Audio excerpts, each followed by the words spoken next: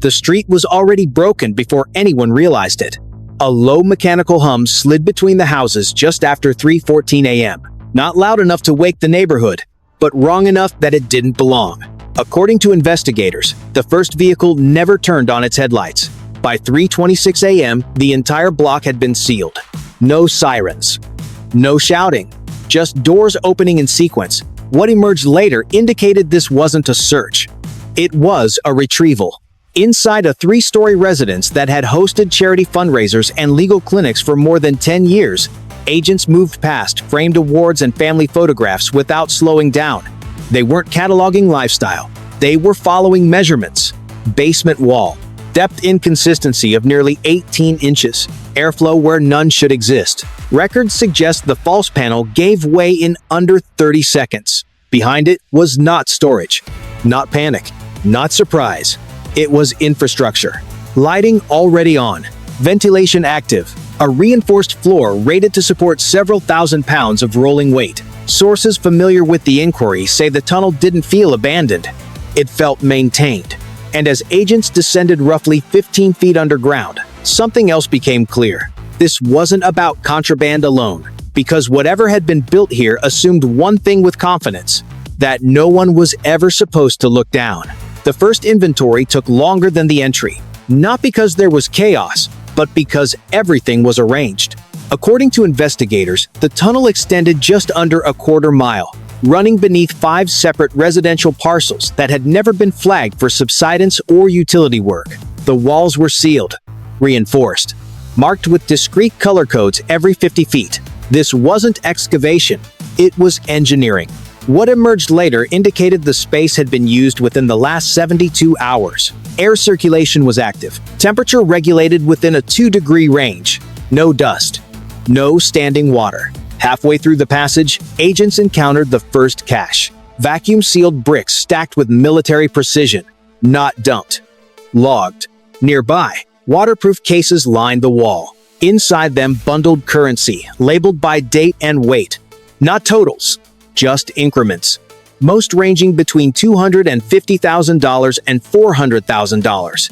Records suggest this wasn't storage meant to sit, it was meant to move. At the far end of the tunnel, a secondary access point opened into a commercial structure near the riverfront, positioned less than 300 yards from established freight routes. From there, the route fractured, upward into loading bays, outward toward regional transportation corridors.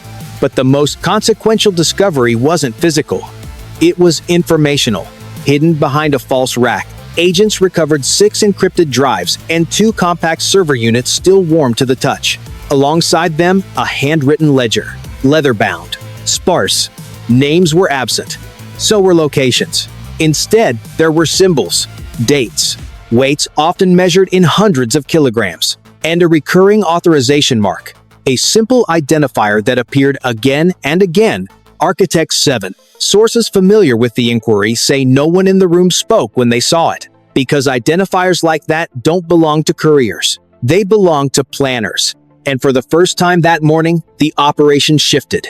This was no longer about what had been found underground. It was about who had designed the ground itself. By 11:20 a.m., the tunnel was no longer the focus. The focus was the pattern. According to investigators, when the digital forensics team began isolating the recovered drives, they expected delay, heavy encryption, dead ends, fragmented data. Instead, the system opened in layers, as if it anticipated being accessed by the right people. What emerged later indicated the architecture wasn't built to hide information. It was built to control who could see it. Across 3 synchronized monitors, a network map unfolded. Not a hierarchy, not a chain of command. A grid. Each node represented a legal entity. Some were law offices, some logistics contractors, some nonprofit foundations tied to immigration advocacy and refugee assistance. On their own, none of them raised alarms. Together, records suggest they facilitated financial movement exceeding $400 million over a 5-year span. Funds that moved laterally, not upward. Payments never accumulated. They passed through. Always justified. Always documented. Always clean on the surface.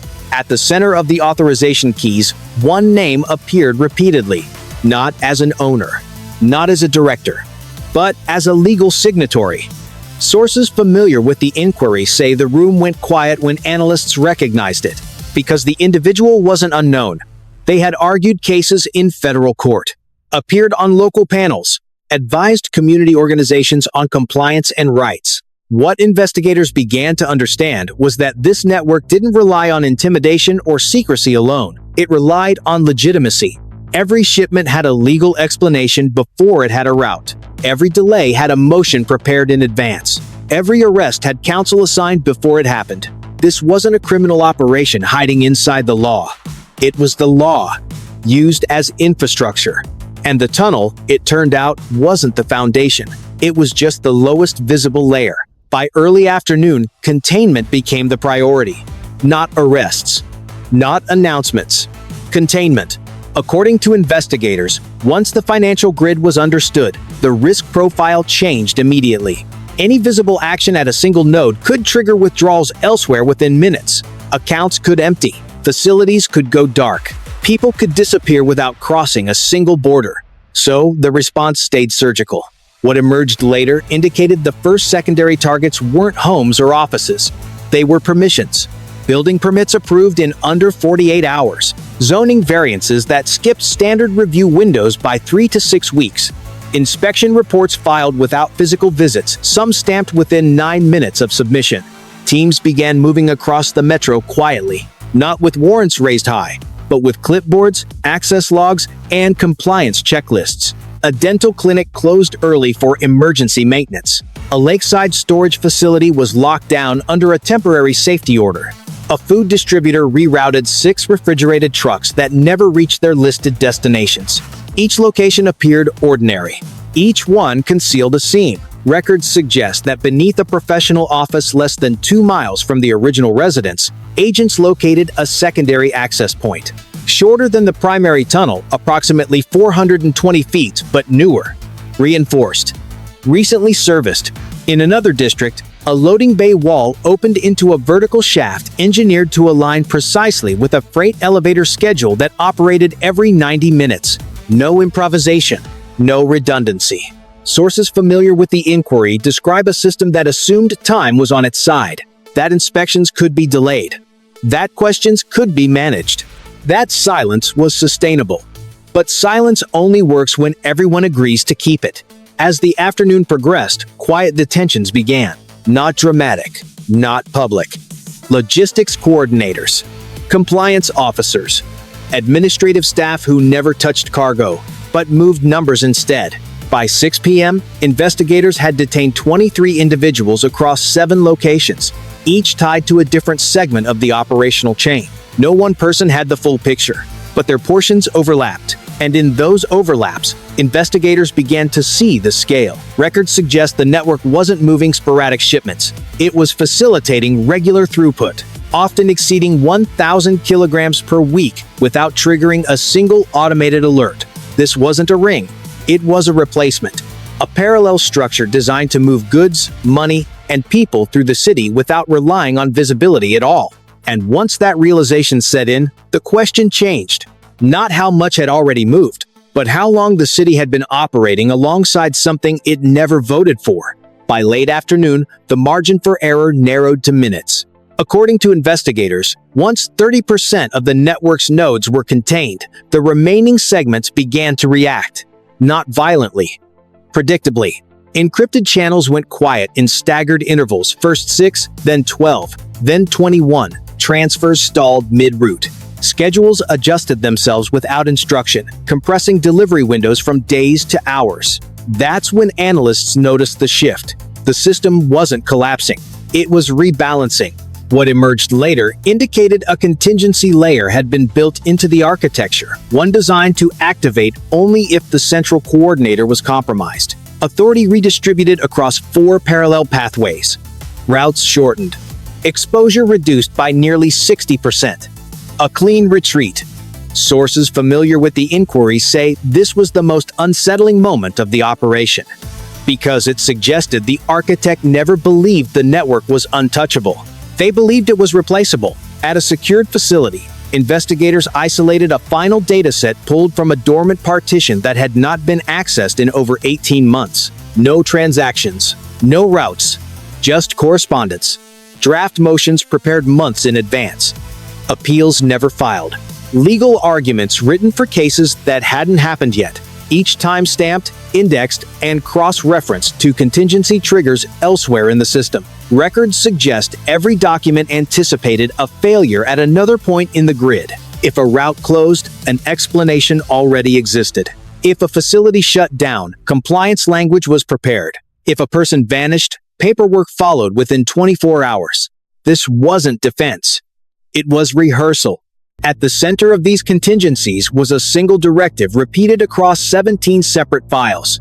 Preserve legitimacy at all costs. Not secrecy. Not loyalty. Legitimacy.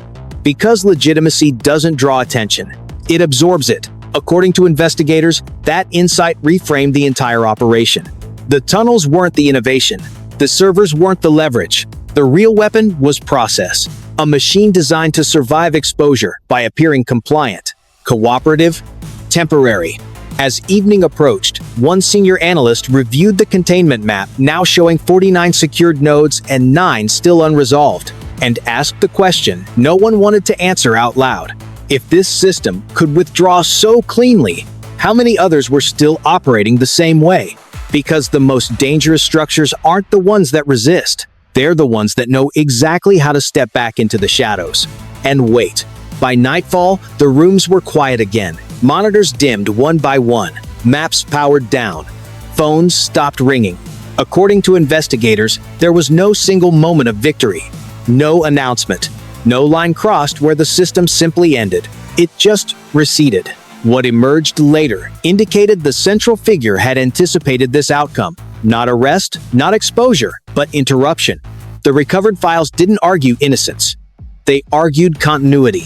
If one structure failed, another could be assembled. If one city closed its seams, another would open them. The tunnels mattered less than the idea behind them. Records suggest the real innovation wasn't underground engineering or financial routing. It was patience. Over a 12-year span, the network had learned how to operate inside rules without ever challenging them directly. Permits filed early. Inspections scheduled late. Compliance documents prepared before questions were asked. Sources familiar with the inquiry say rebuilding began almost immediately.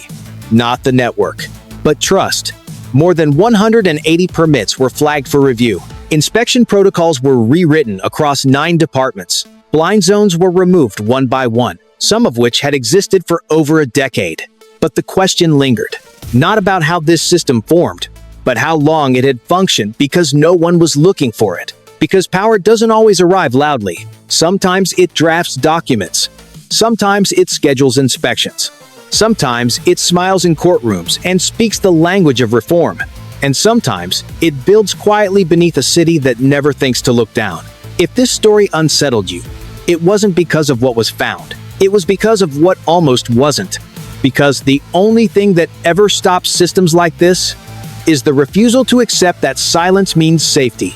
So, ask questions. Demand answers. Because the next tunnel won't announce itself either. It will wait until no one is listening.